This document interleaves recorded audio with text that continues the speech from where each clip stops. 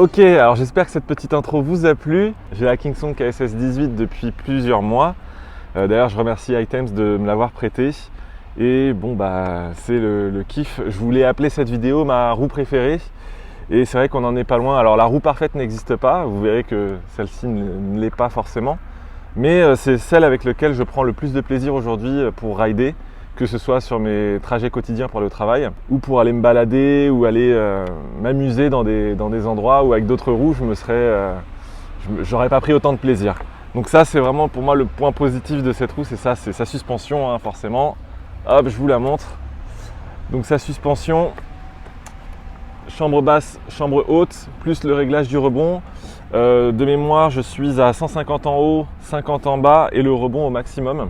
Sachant que au début, donc je me rappelle hein, la première version que j'avais testée date d'il y a un an. Si vous regardez ma vidéo, elle date d'il y a un an. Donc ça a pas mal évolué, enfin ça a pas mal évolué. Il y a des choses qui ont quand même changé, hein. La suspension s'est améliorée.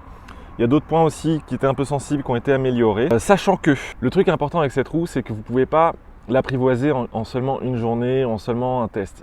Ça demande vraiment une bonne semaine d'adaptation, de réglage. C'est voilà, une roue qui va vous demander un peu de temps pour vraiment pouvoir apprécier son potentiel. Et moi, ça m'a demandé honnêtement, hein, je vous le dis, ça m'a demandé une semaine.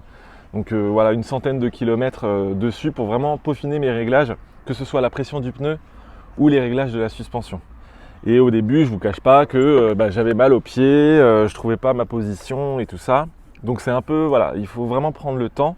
Et après, une fois que vous avez trouvé votre réglage parfait, on n'y touche plus. Moi, j'y touche plus, hein, vraiment, ça n'a pas bougé depuis plusieurs mois. Et une fois que c'est bon, c'est le kiff assuré. Alors, je vais quand même cibler quelques points sensibles. Dans la fabrication, il y a des choses qui n'ont pas trop évolué. Le garde-boue, qui tient toujours, mais qui a tendance à se déboîter, donc j'arrive toujours à le remettre.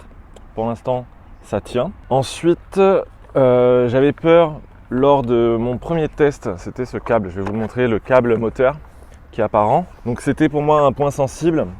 Donc là, il est là, hein, vous voyez. Il tient toujours. Il est quand même bien protégé. Je n'ai pas le pied qui touche ce câble. Donc pour l'instant, c'est un point sensible pour moi qui a été amélioré. C'est cette partie-là. Ensuite, les mousses, il faut des fois les recoller un petit peu, hein. Elles sont collées avec un scotch double face, mais pour peu qu'il fasse un peu chaud, ça a tendance à se décoller. Donc ça, vous pouvez le recoller. Ensuite, j'ai la visserie que j'ai dû une fois contrôler. Alors, à savoir que, vous avez vu dans la vidéo d'ailleurs, Je ne vous conseille pas forcément de faire comme moi. Je ne sais pas si la roue est capable de supporter autant de marches quotidiennes. J'avoue, je fais souvent, et c'est essentiellement ça que j'adore avec cette roue, c'est pouvoir prendre les marches d'escalier. Mais du coup, si vous le faites, soyez très vigilants sur ces parties-là. Donc là, il y a des visseries, vous pouvez les revisser une fois de temps en temps pour être sûr que tout tient bon. Un autre point que j'avais remarqué, c'est les petits joints là, ici, qui ont tendance à partir. Donc c'est des petits trucs en plastique là qui viennent bloquer, je ne sais pas si vous voyez. Donc là par exemple, typiquement après une journée, ils sont remontés, ils sont là. Donc ça c'est pas bien grave, hein. Honnêtement c'est juste pour éviter que la saleté s'infiltre. Après sinon il faut le nettoyer avec un dégraissant.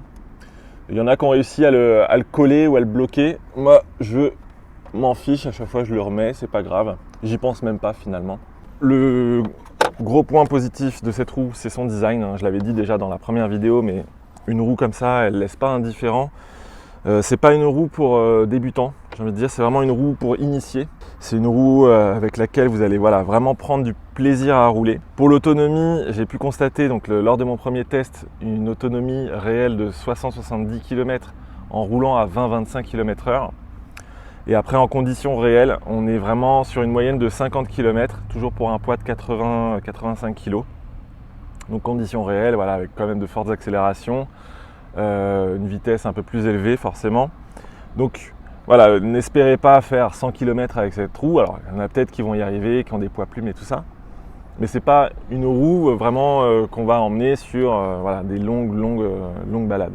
Quoique, aujourd'hui on peut avoir des chargeurs rapides. Donc on peut charger notre roue assez rapidement, même s'il n'y a qu'un port de charge, il suffit d'acheter un chargeur rapide 5 ampères par exemple. Vous pouvez faire vos 50 km, trouver une prise, recharger en 2-3 heures et repartir pour encore plus de 50 km. Même pas en chargeant 1h30, 2 heures, vous pouvez repartir pour 50 km. Donc voilà, pour moi c'est vraiment aujourd'hui, dans la catégorie des roues à 50 km, c'est celle-ci que je préfère. Dans la catégorie des roues off-road, c'est celle-ci que je préfère. Et dans la catégorie des roues que je prends pour aller tous les jours au boulot, par exemple, c'est celle-ci que je préfère. Honnêtement, comme je le disais en début de vidéo, ça a changé totalement mes trajectoires.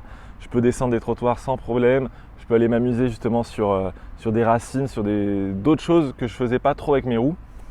Ça, c'est vraiment le kiff. Voilà, je le répète, mais c'est vraiment pour l'instant ma roue préférée. Et on va voir ce que nous proposera Kingsong dans les mois à venir s'ils ont des nouveaux modèles à nous proposer.